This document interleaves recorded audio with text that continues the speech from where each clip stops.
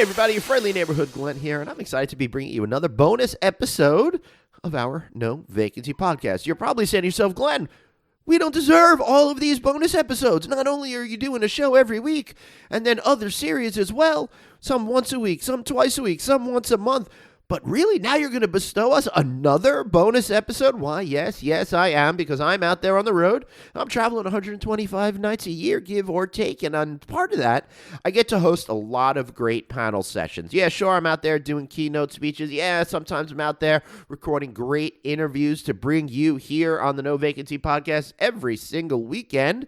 But one of the other things that I'm doing is I get to host a lot of panel discussions and sessions. And from time to time, I work out an arrangement where I'm able to run those conversations with you, for you, I should say, not with you. I guess, in a way, I am with you if you're listening to this out there, I don't know, walking the dog, commuting to work, or sitting at your desk pretending to work when you're not really working because you're listening to me. I don't know what it is. I'm just glad that you're here listening today. All right, so anyway, I partnered with Amadeus for a series of shows, and here's one conversation that I'm able to bring with you. I sat down with Andrew Pirret from Human Plus, Janet Butler from Hilton Hotels, and Barry Phillips from Loews Hotels, and we talk all about a really cool issue. I mean, it comes down to this. What do you trust more when you're booking a hotel room? The advertising the hotel shares with you, or the reviews fellow travelers are sharing online based on the experiences they're having at the actual property, right? So while hotel and marketing and advertising is a great way to convert travelers into guests, most people are relying on reviews to validate the brand experience, what they can expect, what they hope to experience when they are at your property, right? So it really comes down to what you can do to increase your online reputation and the stories that are shared about you online. That's why I sat down with Andrew, Janet, and Barry, because we're going to learn all about why they think your staff should be the top priority when increasing your brand reputation and ultimately your revenue. So enjoy this bonus episode. Sit back, relax, chill out. Have a good time. I know I'll be listening to this, maybe with a snifter of brandy while I'm sitting there learning. And I don't know, I picture myself there with that snifter of brandy, maybe in, a great house coat or something like that. Maybe, maybe my Jonathan Fishman fish moo be wearing that. That's a really great image out there. Sorry, I totally destroyed this podcast for every one of you, but stick around because this is going to be a great interview. I had so much fun having this conversation. I hope you enjoy it. Even if half as much as I did doing it, you guys are going to get a lot out of this. So thanks, and we'll see you next time. Listen up and have fun.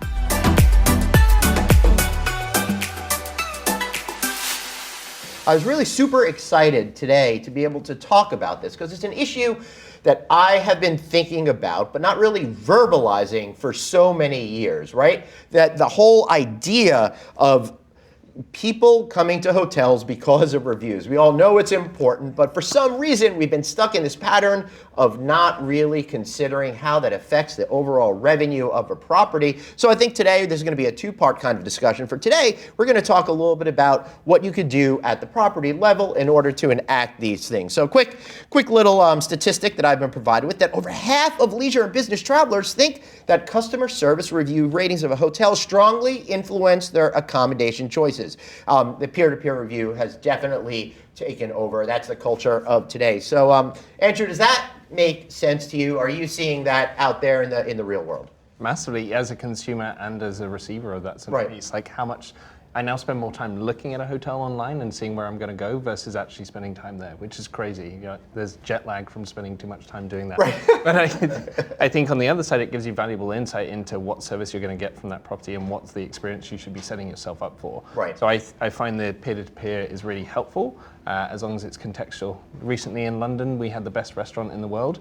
It was a picture of some food on someone's foot. So again, you've got to take it with a little bit of pinch of salt and make sure that you're doing your research. Food on a foot? Yeah, there's a place in Greenwich that they wanted to become the best restaurant in TripAdvisor, and they just nailed it with all these pictures, and they had all these reviews from people come in, became the best restaurant in TripAdvisor in the UK, and it was all fake. So that one, I read about that. And then people actually came to the fake restaurant, they served them really bad food, and they all said they loved it. Yeah, it was incredible. So I think that is an absolutely incredible example about how peer reviews can really shape hospitality culture and create additional revenue opportunities. So let me just jump to you real quick. How are you seeing peer-to-peer reviews affecting on-property service culture? Right, so for us, what we've done is we've been able to look at everything that we have in the reviews that we're getting today. So everything from TripAdvisor to our Clarabridge surveys and all of that, and compile it, and then take that and look at the systems we have on the back end. Right. And see if it actually correlates to something that happened on property. Right. And when it doesn't, that's when we look at the opportunity and we're able to operationalize. What does that mean practically when it doesn't and it's an opportunity? That means that we have something to learn. Right. And that we're missing something. So something operationally, whether it's on the back end or the front end of the house, it needs to change. Right. Excellent. So, Janet, I'm intrigued about what you're doing for Hilton in this regard. How are you seeing reviews as a critical nature to get people on the property? When it comes to the on-property service culture, what are you doing to make sure that it's functional and better? Sure. So the reviews are absolutely driving people to the property. So we have huge campaigns to ensure that reviews are positive, both at the corporate level and at the property level. We're trying to do things in a more proactive way, really trying to tie those reviews and surveys into how we're taking care of the assets. So that means really looking at our preventative maintenance program is a key piece of it, to make sure that we are taking care of the rooms where the guests are spending their time, as well as the banquets and other areas, to make sure that they are guest ready and addressing any issues that do come up, but trying to be more proactive about that. Because I find that historically in hotels, PMs don't necessarily get done. And there's more of a focus, a reactive mode on what's happening. So we're really trying to take a step back and put more effort and more resources into the PM process. Okay, so I feel that complements the idea of what you're saying, that hoteliers are really starting to go back to the basics and I think focus a lot more on that service culture element, because they realize that there could be a real meaning to their bottom line by doing that. How are you seeing that play out, Andrew? So we build a culture of sort of reviewing the digital sort of reviews, both from your CSAT sort of platform, but also from the online sort of agencies and stuff, and starting to, again, go proactive. I think now you've got to be data-driven and proactive, and you've got to start getting ahead of yourself, because otherwise most of those are coming post-stay, so you're going to get hit with something that you could have recovered easily. So I think it's using the tools and the systems that are there, and then using the data of the outputs to start really driving those conversations. Wow. And I think that's a really good point. I think, as we know, if a guest has an issue and you resolve it, then their satisfaction is higher than if they had never experienced that. So being data-driven and also taking care of things right away. Yeah, it's funny and having you that should say that. I technology. almost think like hotels should screw up so they can have service recovery and you'll like them more, right? Just joking, don't go screwing up out there. How are all of these texting systems informing you folks at Loews? And then I'm curious, your portfolio is kind of almost like two personalities. You got the universal ones, right? And then all of the others. And the reason why I break that out is not because of quality, because they're all great hotels, but I think of consumer mindset coming to those properties. So what overall are you seeing, and is there a differentiation between those two types of properties? So really with our texting platform, we've branded it. It's Chat Your Service, at least from the guest perspective. We also have one for our conference rooms, which is Link Chat. Essentially, both of those channels are used in exactly the same way in every hotel, regardless if it's Orlando or a Loews Hotel. Right. And really what we're trying to do is say that we're here for you if you need us, but we will not engage you unless you engage us first. We do no marketing. It's really up to them. We introduce it at check-in. And it's really a service that doesn't lock them into their room. Right. So essentially, they can be anywhere on property or not on property. So for universal properties that we have today, if you're in the park, our team is able to actually assist you guided through the park. So if I'd like ice cream closest to Harry Potter, we're able to actually give you that to you within 2 minutes time. Wow, that's really helpful. That plus the ability to skip lines if you're at some of the hotels over there makes it a real win-win, I think. But are people using it, so you're saying that people use it the same at the Universal parks as the other parks? Right. is the participation level? There's a difference there. Yeah, So okay. when we look at Universal Resorts versus our Loews Hotels, there's a big gap in Which terms way? of Universal. We have about 90% adoption of every guest. What? When you look at the other hotels, we're hovering around 40. Fascinating. It's very different, but the usage in Orlando is extremely high compared to everywhere else. So then how do you gear your on-property customer service efforts if you've got a 90% buy-in? Because maybe a good chunk of that you don't even have to actively do because the AI technology handles it. Well, we don't use AI at all. You don't? We don't. Wow. In our texting platform. We like the human touch to hospitality. We're on an internal promotion of the humanity of travel. Right. So really bringing that human touch back, and we do it completely from a user. So in Orlando, to assist with the amount of traffic we're doing, we have a team that only does text. And then there's a team that does calls, and then of course the front Right. desk.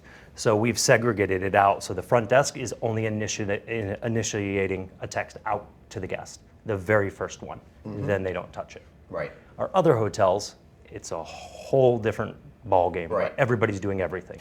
So That's fascinating. That's why I like to ask what the difference is, because I think it's important to understand the differences between the leisure customer adopting things and then the business traveler customer. So Janet, I'm going to go to you on this. Are you seeing people adopting this technology on both the hotel side and the customer side? And how important is it, do you think, to the future of great customer service? So yes, I see them adopting on both sides, and I think it's integral for great customer service. Right. I think the more you can leverage technology, and be it the online chat, the AI component as well, the better the experience is going to be. But I agree with you. I think humanizing the connection is key. We're here to serve people, and it's people serving people. So making sure that there is that human element is important. It won't ever. We won't ever be able to replace that with machines. Right, and nor technology. should you. And, Right. Andrew, I'm totally going to ask you this next question, because one of the things that concerns me most is, especially at the select service level, which I know your Four Seasons you might not speak directly to, but I think there's more of an impulse of the average hotelier at your regular mid-scale property to let the technology take over, which I think is a very dangerous thing. It should complement customer service. So how do you blend the right thing to take that Four Seasons service ethos and then apply it to other types of hospitality properties? So one thing, it's culture. You've got to build a culture, and I think there are 3 pillars of that culture. You've got to have an IT team that are supporting those systems. Right. You've got a marketing team that are positioning you so that you're delivering on that service, and the operations team that are providing those requirements and setting the expectation internally in Four Seasons. That's what we did. We had 3 of us that ran the digital sort of products and teams. And it was all built around that foundation, is that the marketing and the ops guys sat together going, that's what the vision is, this is what we can deliver. So we were setting the expectation. When we rolled out the chat platform in 2016, the expectation was we're going to answer every message in 90 seconds. Right. We're hitting, and again, we went human, like no bots. We tried Facebook when they came out with Poncho the weather cat. They didn't know what the weather was in Bali. They didn't even know the place Bali. So that was where we set the foundation going, humans have to be at the center of it to build those connections, because we're in that travel space and people are looking for those experiences. So we set the expectation with ops and marketing, and then the IT guys helped us deliver on that sort of platform. So what do you say to hoteliers that want to go the AI route? Because you guys are making a financial commitment by spending all of that money on salary, on the hourly wages to do it, where, Watson can just handle it. I would say be careful. Yeah. Yeah, there's got to be a delicate balance between the technology and the human. And really, at the end of the day, the human needs to be able to intervene where they Right. can and where they have to. So what's the perfect balance to you, Janet? I think it depends on the hotel and on the Right. traveler. So I think that I agree that with some of the smaller boxes that maybe are not the leisure or the higher end, doing some AI makes sense. I don't think that there's a specific 50% or 40%. Right. I think it goes back to knowing your audience and what they care about. So, yeah. Well, just to follow on that, I completely agree with both of you. I think it's finding the balance. So what we've been doing with Human Plus and some of our partners is building out the algorithms and building out what are called whisper bots. So not actually directly responding to the customer. Sounds like or a the great guest. wine. Yeah. So we're building these out. So think of Facebook Messenger when you say, hey, let's meet at 7 o'clock, and it pops up and says, let's create an event or a date and stuff. Using the same technology to support the staff team that then builds up your accuracy on your sort of responding. So we were having the guys tag the messages so we can actually understand what people are understanding. So then as you put the machine there. So I think, yes, AI will get there to be better supporting, but you've got to train your model. If you're not training those pieces to actually support it, it's getting linguistics. And again, it only works in English really well at the moment, and the other languages are building up. So you've got that balance. Right. Well, I'm American, so Yeah. languages, right? So that makes a lot of sense to me. But I think the linchpin of this, and really the whole point of this conversation, is to talk about how that enables people on the property level to be more effective at their job and make those genuine connections with the customers. Because I think we all can acknowledge that when you leave a hotel and you go back and you're going to talk about the experience you had, who says, wow, that was an amazing lamp I had in the room? No, it's always like, Ed did this for me, or Judy did that for me, right? So it really, at the end of the day, always comes down to that connection. So how can we use this type of technology when you're thinking about getting guests to get great reviews to enable all of that to happen? Janet? So I think a big part of it is by putting those tools in the hands of the people who are interacting with the guests on a regular basis. So housekeeping, people who may not have traditionally been doing that, you're giving them the information to know the guest's name. They can see historically what the guests have been interested in. Right. So it's calling them by name, saying, I know that you were here last week, thanks for your loyalty and for coming back, or I know that you always ask for 2 towels when you come. I've gone ahead and put a couple of extra towels in your room. So it's putting the power in the hands of the people who are interacting with our guests the most. So much with Hilton, so many people are going straight to room because we've got that straight to room technology, right? And many of the brands are doing that. So there's no interaction at the front desk anymore. It's really the heart of the house that it's happening. Yeah, so when it is the heart of the house, why do you think hoteliers are starting to focus more on that to find success in this way? Because they are the heart of the house, Yeah, right?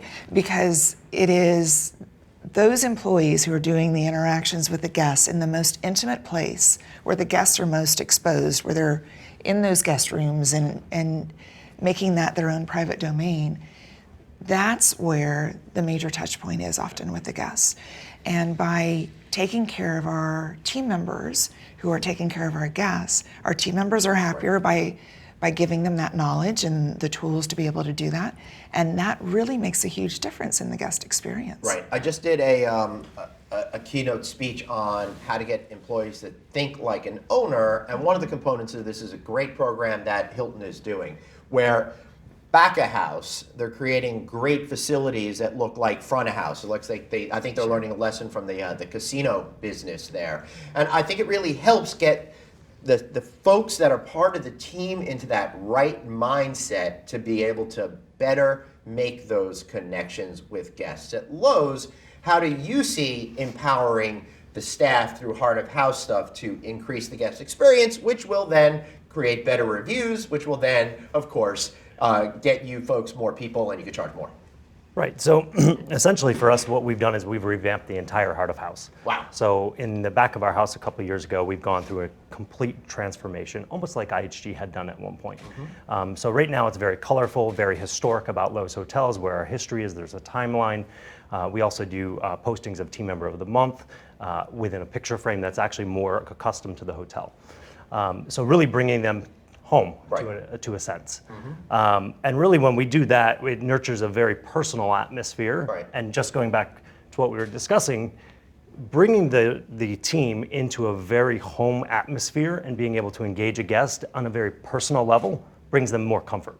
And that's really what we're looking for, is to be able to have that free conversation with the guest and really make them feel at home in their room, which is their most intimate place on property. Right. Fascinating. And I agree. So we've done the same thing with Hilton, and it is our Heart of the House initiative where we've cleaned up the break rooms and the corridors and added lighting and signage. We've also seen a grassroots movement that came out of that. So it wasn't just in the main areas where everyone goes for the break room, for their cafeteria, for example. We've had people in engineering teams go in and clean up their specific workshops. So they've gone in and they've reduced old equipment, they've organized what's there, and they have enhanced the whole area. And what that does is it makes it easier for them to find the right tools at the right time. And we've done the same thing with housekeeping and in other areas also. But they've taken that initiative. And we've got great video testimonials from our team members. So our online reviews, but it's the team members who are sending in videos. We love this. It's made such a difference. They work better together as a team, and we've seen a difference in the guest satisfaction as well. Yeah, so what I think really what we're talking about then is you've got to take care of your employees and treat them as if they were your customers, so that way when it comes to taking care of the customers, they're already in the right mindset to do that. Happy, relaxed employees, that'll translate into better guest experience. So, Andrew, now I got to ask you, what do you wish you knew 5 years ago that you know now when it comes to how a hotel staff can influence a hotel or a brand's reputation? I think it goes back to what Janet's saying. The majority of your workforce and the people that touch your guests are the frontline guys. Get them in at the beginning. So every time we're looking at products and stuff, we just rebuilt the concierge platform. Right. We got 21 concierge from around the world to actually feed into that and drive that, so that now we can augment them, so we know what they're spending their time on most of the day, so we can actually go, right, we're going to focus on package deliveries for you. We're going to focus on making restaurant reservations and transportation, because if I can make that quicker for you, you actually don't save labor, you reposition it with a guest. Right. Because that's where I'm going to get the online review, because it's that one human contact or that piece of interaction that they've had that then gives us back that review. So I think the critical piece is by getting the stakeholders that really matter, the line stuff, baked in at the beginning and build that culture out. So what are the elements of doing that? It sounds like we're getting towards that conversation of empowering the staff employee, but how do you actually empower an employee instead of it just being lip service? So I think we spent a lot of time actually behind the desks and on the properties with the teams of what were the tools and the products that we were creating and using from hot source, from everything else, helping standardize those a little bit, but actually getting behind and going, this is the vision, this is why we're doing it. So the last couple of years I've spent most of the time on a plane, visiting the properties, getting behind every desk, getting behind the concierge, getting down in housekeeping and actually seeing what they're doing and how can we take those little bits and pieces, because if you can save 5 minutes here and you can save 10 minutes there, it actually becomes a big snowball in the end, and you really do have a significant impact. So give me some insight on that 5-10 minute stuff that you're seeing across a portfolio of hotels. So I'm going to go bigger and say 3 hours. So I like that. Bigger's better. So the night report. So our night managers around all the properties in the world, we're spending 3 hours manually aggregating data on a night report for the morning meeting. So from staff birthdays to guest birthdays to anniversaries and all that information they're putting on one report. So they're spending 3 hours, and this is someone that's on $30,000 plus. So that's $1.7 million worth of labor per annum. That's really simple data to aggregate, but it needs standardization. Hey, everyone, we're going to step back, we're going to automate this for you, and we're going to make it easier. So you've just regained 3 hours per day for a night manager who now has the building whilst it's quiet, so he can go and have a look at preventative maintenance and the asset and think like an owner. So you actually repositioning that to somewhere where it's valuable, where the building's quiet and they can actually really sort of put the value back into the building. Right, so when it comes to the way that you're thinking, it's not an issue of saving on money, it's about redeploying the resources you have in order to make sure the property is great and that the customer experience is superb. 100%, and it's looking at taking away the mundane administrative tasks and actually getting the machines to do that for them, because there's lower risk and there's more consistency. And having them spend that with either a guest or in the building and making sure it's a great space for everyone to be. Fascinating. Barry, you agree? I do agree. What do you see at Loews when it comes to what he's talking about? So within Loews, what we've done is pretty much similar to what they've been doing. Unfortunately, we don't have the resources to allocate to that, to focus too much on it. But again, it comes down to exactly what we've been talking about with preventative maintenance and ensuring that at the end of the day, the product the guest is walking into is what we would walk into at home. Right. And if it's not, that's what's going to come back at us. Because at the end of the day, whether it is the guest or it is our team member, they are essentially exactly what Annie was talking about yesterday, with an influencer. Right. Whether they're influencing their families, us, or the guest. At the end of the day, they're going to walk away and they're going to have an impact to somebody somewhere. That's right. And the fact is, every single customer now is an influencer, combined with the fact that we all travel a lot more, right? We've really switched from a materialistic culture to an experiential culture, and people are a lot more savvy and sophisticated. And that means more than ever, hoteliers have the opportunity to influence guest reviews, which will create a smarter, savvier guest. So how do you all keep up with this? Is there any secret to it, or you just kind of go with it as it comes? We just started hosting a lot of calls and a lot of open tables, like getting more people involved, so they're feeding up and built this culture, so much so to our detriment that we were getting so many sort of tickets and sort of emails opened up and stuff, but that's great. At least they're communicating. So if something goes down or something's not right, we know now instantly. Whereas previously, before, you really hoped on the vendor monitoring that and stuff. So we found just building that culture out and having people know that you can send in a request or a, hey, here's a way that we can improve it. And someone's looking at it from the right lens, from an operations lens that goes, well, actually, I can see the value they're applying across the brand or across the sort of divisions. So I think it's just building a culture as being really the fundamental piece for us.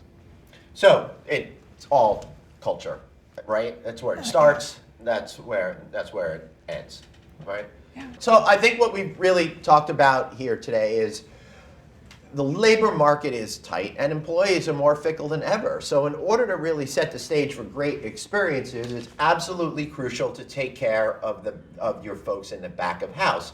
Give them the right training, give them the right sense of self, give them a pathway to be more successful so they're in the right mindset to help the guests have a successful experience. If it's a personalized experience or just a real average type of experience. And then getting them through great experiences to go and write terrific reviews, which will create a virtuous circle and hopefully get more people to come to your hotel, which will allow you to charge more money, and then everyone could retire down here to Miami Beach. So for Andrew, Janet, myself, Glenn, thank you so much. And Barry, myself, Glenn, thank you so much. I appreciate you guys. Thank you so much for being here. You guys are awesome. Thank you. Thank you. Thanks.